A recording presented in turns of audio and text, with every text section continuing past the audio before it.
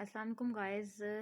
आज आप लोगों को फिर जो है वो बहुत ही एक इम्पॉर्टेंट बात बताना चाह रही हूँ, जो कि मैंने ख़ुद भी एक पेज पे पढ़ी है, जो कि एक नई तहकीक के मुताबिक उन्होंने बयान की है। वो ये कि हम में से बहुत सारी लेडीज़, आप समझ लें कि तकरीबन 80% लेडीज़ ऐसी होती हैं जो कि पार्लर जाना बहुत पसंद करती हैं। कुछ लोगों की ज़रूरत होती है, लेकिन कुछ लोगों को आदत होती है, और कुछ लोगों को मैं ये कहूँगी कि शौक़ होता है कि हम खूबसूरत नज़र आएँ, और खूबसूरत दिखने के लिए वो लाखों जतन करती हैं।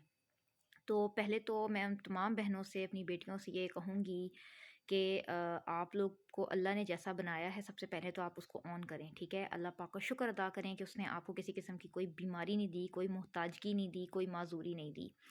उसके बाद अल्लाह पाक का शुक्र अदा करें और कोशिश करें कि जितना मुमकिन हो सके आप पार्लर से बचें।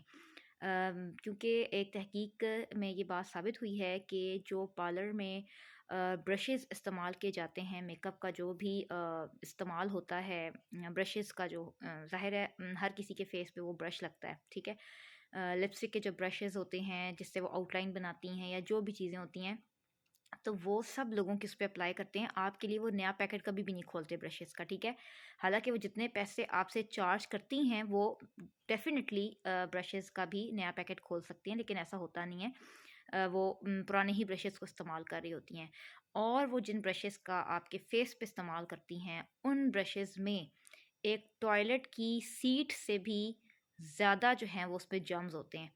और जिस तरीके से नाई की दुकानों से बहुत सारी बीमारियां फैलती हैं स्किन की, और अल्लाह माफ़ करे, अगर वो ब्लेड वगैरह चेंज नहीं करते तो आप सबको पता है कि कौन कौन सी बीमारियां से फैलती हैं।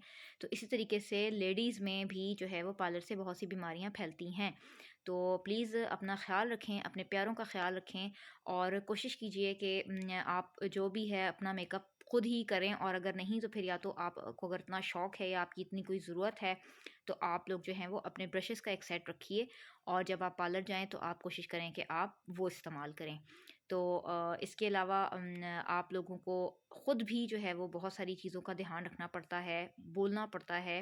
बहुत सारे जो हैं वो डेंटिस्ट जो होते हैं वो गली मोहल्ले में जो खुले हुए होते हैं, तो सारे डेंटिस्ट जो हैं वो स्टेलाइज़ चीज़ें यूज़ कर रहे हैं, नहीं कर रहे हैं। उन्होंने आपके लिए पैक नया खोला है, निकाला है, मतलब कोई भी इंस्ट्रूमेंट या कोई भी ऐसी चीज़ कि नहीं निकाली है, इन चीज़ों का आपको ध्यान रखना चाहिए और रखना पड़ता है।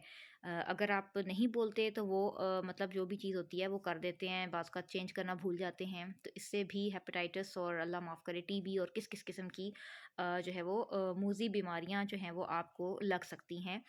तो अपने बच्चों का और अपने प्यारों का ख़्याल रखें, और इन बातों का ख़ास जो है वो ध्यान रखें, और कोशिश करें कि आप पार्लर ना ही जाएं तो बेहतर है।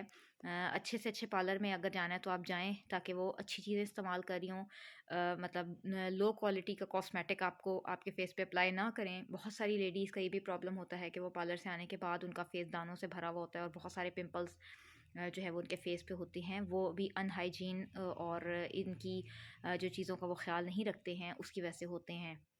फिर अक्सर वो टॉवल्स वगैरह जो यूज़ किए जाते हैं वो भी किस किस के साथ यूज़ हो रहे हैं, एक एक बंदे पे इस्तेमाल करने के बाद धुल तो नहीं रहे हैं। तो कोशिश कीजिए कि टिश्यू पेपर का इस्तेमाल करें।